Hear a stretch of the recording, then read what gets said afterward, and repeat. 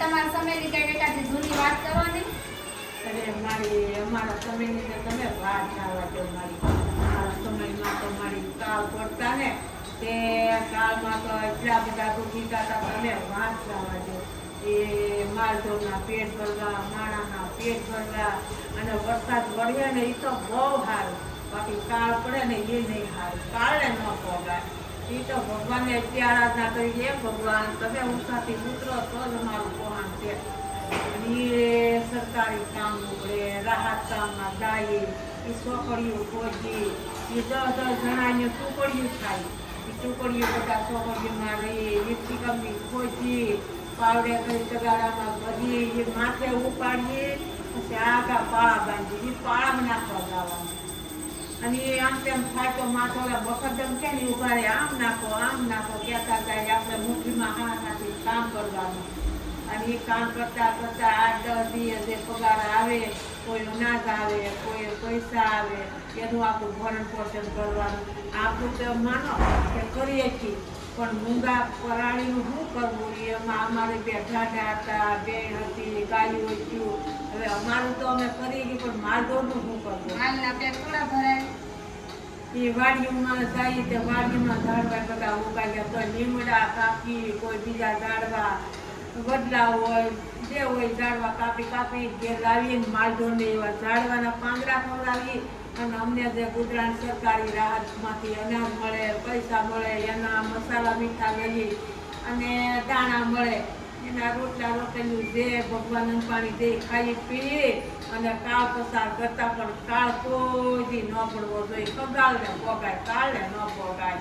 માલ પાંદડા ને એવું ખાઈ જતા એ સમયમાં. ભૂખ ગણેની ઉકળો અને ભૂખ ગણેની ટાઢો. ભૂખ લાગે એટલે તમારે 3 દિનનું ટાઢું હોય તો ભૂખમાં ભાવે. એ તો બધા સચના શાક બધું સારું હોય ને એટલે બધું આપણે સારું કરીએ. પણ હારાને અને હવતાને બધું માન દઈ અને જીરવી જાળવી રાખે એની નામ જ સાચું છે.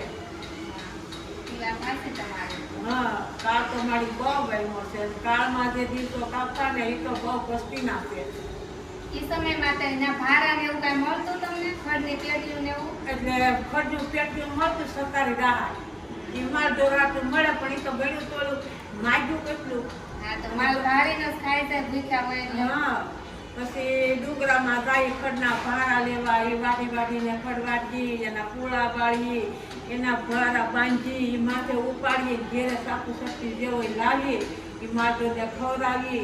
એ કવે બીડેથી પાણી લાવી, ઘીસી પાણી પાઈ અને તાણી તૂણી બધું વાપરીએ, તાણી તૂણી પીવડાવી, ખવડાવી અને એમ રહેતા. કાળને કોઈ ન આંબે. કાળ એ ભગવાન કોઈ નીકળવા દેતા. એ હગાળ પાડ્યો મારા ભગવાન અમે એક આવતા કે હવે સુખી રાખો. આ સમયમાં એટલો બધો વરસાદ આવે એ તો સારું ના પડે ભલે ને. હા, વરસાદ તો બહુ સારો. હા, વરસાદ આવે એને પોગાય, કાળને ન પોગાય. કાળને ન પોગાય. વચ્ચે બધા હારવાના થાય. એ મારી માં લીલી સમસુંદરી ઓઠે, માલઢોર સરે, માલનું માળાનું ખવનું ભરણ પોષણ એમાં થાય.